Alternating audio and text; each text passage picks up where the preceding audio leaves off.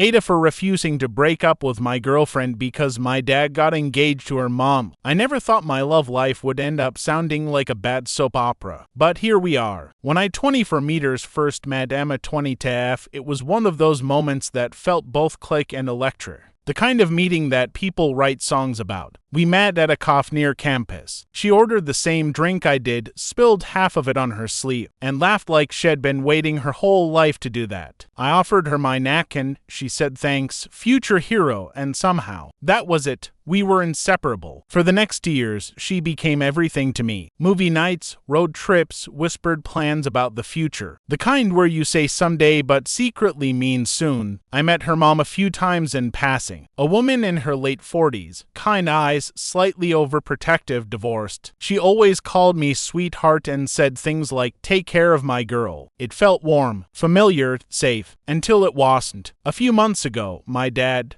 who's been single since my parents divorced 5 years ago, started acting different, happier, secretive, had take mysterious weekend trips, shave regularly again, start wearing cologne that hadn't seen daylight since 2017. When I asked who he was seeing, he just smiled and said, someone who makes me feel young again. I didn't think much of it. I was just glad he was smiling again. Then came the dinner. He asked me to come over because he wanted to introduce someone special. I showed up early. He was cooking, badly, as usual, and humming to himself. I remember thinking, wow, she must really be something. The doorbell rang. He said, can you get that, son? So I did. And when I opened the door, Emma was standing there. Behind her, her mom, both holding wine and smiling. For a second, I thought it was some kind of joke. Then Emma's mom looked at my dad and said, honey, should we tell them the news? My stomach dropped. News, I said. My dad's grin widened. We're engaged. Time froze. I looked at Emma.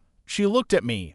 Both of us speechless. Her mom laughed, completely oblivious. Isn't it crazy? I had no idea you'd even knew each other. Emma opened her mouth but no sound came out. I couldn't even breathe. Engaged, which meant if they got married, Emma would be my stepsister. We didn't talk much during dinner. It was chaos wrapped in politeness. I watched my dad kiss her mom's hand, watched Emma push food around her plate, and felt something crack quietly inside me. After they left, Emma called me. Her voice was trembling. What do we do? I didn't know. But I knew one thing. I wasn't ready to let her go. The next day, my dad called. He sounded thrilled. Can you believe it? She's amazing, son. I haven't been this happy in years. I forced a laugh, yeah. Congrats. Then he said something that made my blood run cold. You and Emma are close, right? Maybe you can help her adjust to the family. Family. I almost hung up. A few days later, Emma came over. We just sat on the couch, staring at each other like the air itself had become toxic. I feel sick, she said finally. We can't keep doing this, can we? I wanted to say no. I wanted to be logical, to act like a normal, responsible adult. But the thought of her walking away, of pretending the last 2 years didn't happen, felt worse than any taboo. I can't lose you, I whispered. She started crying. Then what? We hide. Forever? I don't know, I said. But I can't pretend this isn't real. She took my hand. Neither can I. So we didn't break up. We didn't tell them either. For months we pretended. We played our parts. Me as the supportive son, her as the cheerful daughter-to-be. Family dinners turned into nightmares. Her mom would tell stories about wedding venues while Emma and I exchanged silent glances. Across the table, one night her mom hugged me and said, I'm so glad you'll be part of the family soon. And I swear, I almost lost it. Because I was already part of the family. Just not in the way she thought. It couldn't last. Secrets rot, and ours was starting to stink. One night, after my dad and her mom went to bed, Emma and I ended up in the kitchen. Same as always, whispering like criminals. But that night, she kissed me. And this time, someone saw. Her mom. She stood there in the doorway, frozen. Her wine glass slipping from her hand and shattering on the floor. Emma, she whispered, voice cracking. What are you doing? Emma started crying immediately. Mom, please. My dad came running, confused. What's going on? Her mom's face twisted in horror. They're together. They've been together. I will never forget the look on my father's face. It wasn't anger. It was disbelief. Like the ground beneath him had just disappeared. He said my name like a question. Tell me she's lying. I couldn't. The house exploded that night. yelling, tears, doors slamming. Her mom kept shouting, "This is disgusting." My dad just kept pacing, whispering, my own son, my own son." Emma tried to reach for me, but her mother pulled her away. "Stay away from him," she hissed. My dad didn't even look at me when I left. It's been 6 weeks. My dad won't answer my calls. Emma's mom blocked me. Emma moved out and is staying with a friend. We still talk, quietly, secretly. We meet at night, park the car somewhere dark, and just sit there. No touching, no plans, just silence. Because the truth is, we're both too broken to move on, but too guilty to stay together. People keep telling me I'm selfish, that I should have walked away the moment our parents got engaged, that I ruined not just my relationship, but to families. But I can't shake the feeling that what we had was real, and maybe real love isn't always the right kind of love. So, aitah for refusing to break up with my girlfriend after my dad got engaged to her mom. Maybe, probably. But if love was supposed to be logical, it wouldn't destroy us the way it does. Part I, what we buried, what we found again the morning after everything fell apart. The silence in my apartment was unbearable. Not quiet,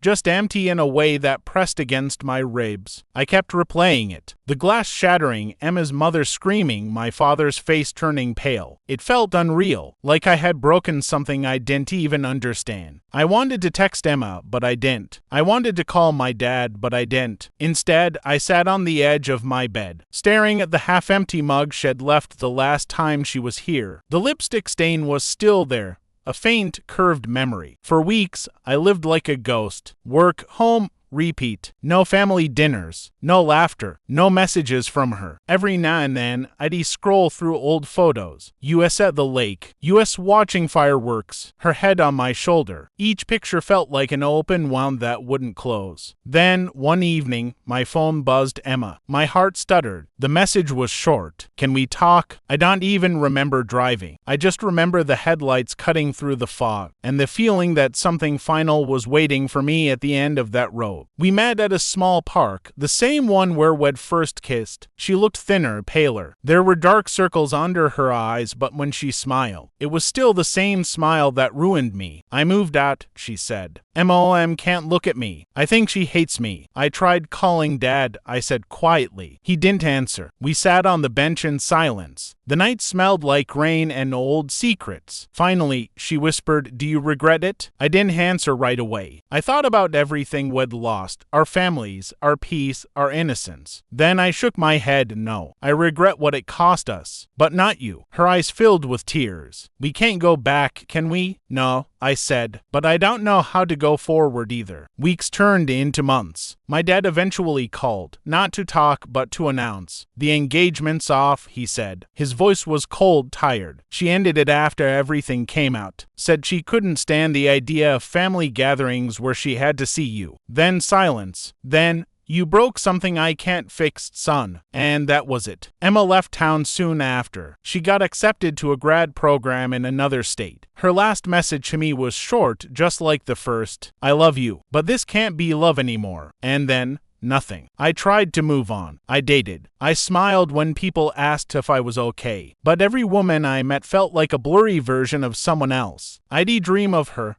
Not in color, but in sound. Her laugh, the way she said my name. It took years to stop expecting her shadow at every street corner. 5 years later, I got the call. It was my dad. He sounded older, like life had been quietly sanding him down. "Your mother's funeral is next week," he said. We hadn't spoken properly in years. The fact that he called me at all was a shock. I told him I'd come, and when I got there, in the cold echo of that church, I saw her, Emma. She stood near the back, dressed in black, her hair longer now. We locked eyes, and suddenly, 5 years collapsed into nothing. She walked over. "I'm sorry," she whispered. "I didn't know if I should come." "She raised you too," I said. "You have every right." We stood there, surrounded by grief and old ghosts, both pretending we weren't breaking again. After the service, we talked in the parking lot, leaning against her car as the wind picked up. She told me she'd moved back to take care of her mom, who wasn't doing well. I told her I'd been working too much, living too little. And then there was that silence again, The one that always found us. I still think about you, she said softly. Every day. I laughed, but it came out broken. You shouldn't. Maybe not, she said. But I do. She reached for my hand, and for the first time in years, I didn't pull away. We didn't kiss. We didn't confess. We just stood there, two people who had loved each other in the wrong timeline. Before she left, she said, you know, maybe love isn't always about being together. Maybe it's about surviving what it does to you. And I knew she was right. Months later, I heard her mom passed away quietly. Emma didn't call. Neither did I. But sometimes when I drive by that park, I swear I still see her, sitting on the old wooden bench, hair blowing in the wind, looking at the sky like she's asking it why. And I realize we never really ended. We just became a story people whisper about, the kind that starts with you won't believe what happened and ends with silence. Maybe love isn't supposed to last forever. Maybe it's meant to haunt you. A ghost you never stop hearing in the dark. Part E. The reunion we never asked for 10 years had passed. The streets smell different now.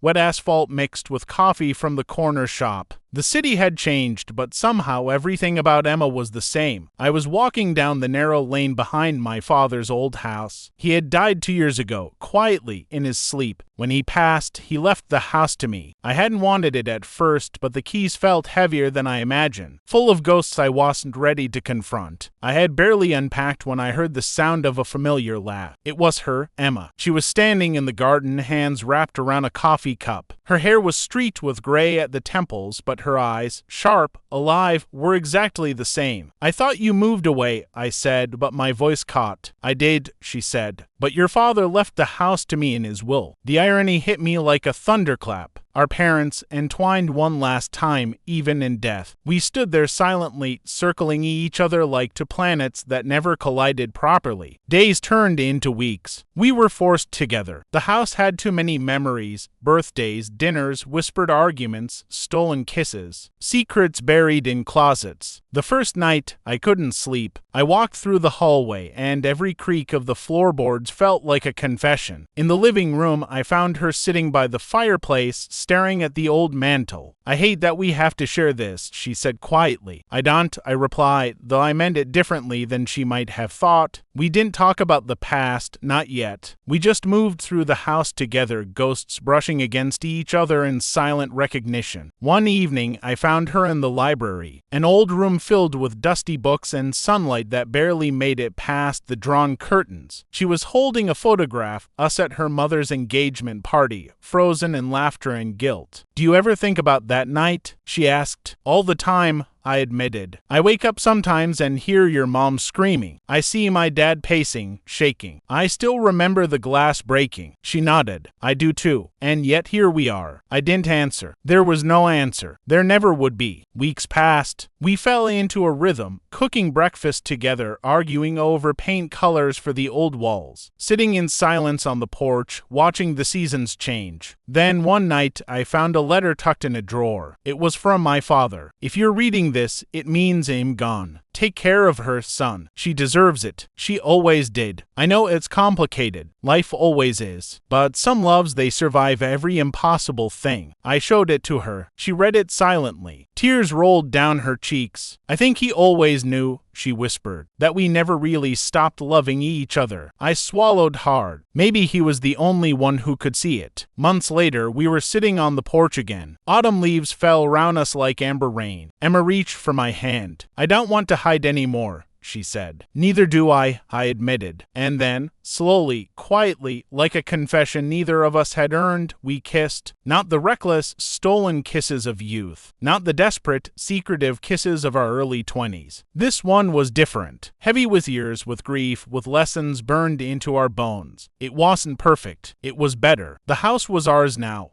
A shared inheritance of pain and memory. We learned to navigate it carefully. Every room whispered the past, but we filled it with new echoes, laughter, arguments over breakfast, quiet evenings watching the sky. We never forgot the families we lost, the parents who shaped us, or the mistakes that nearly destroyed us. But we survived, because some loves, no matter how forbidden, no matter how messy, refuse to die. And sometimes survival is its own kind of redemption.